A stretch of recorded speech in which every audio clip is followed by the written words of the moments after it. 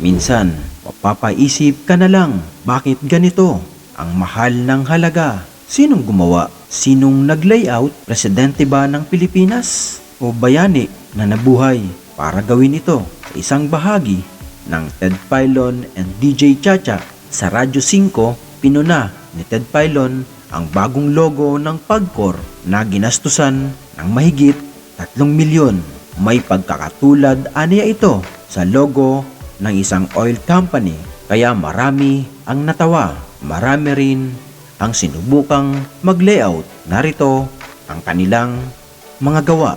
May mga nakakatawa at sobrang nakakatawa.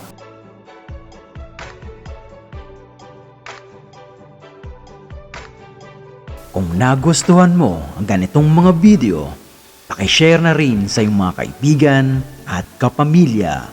Maraming salamat. God bless!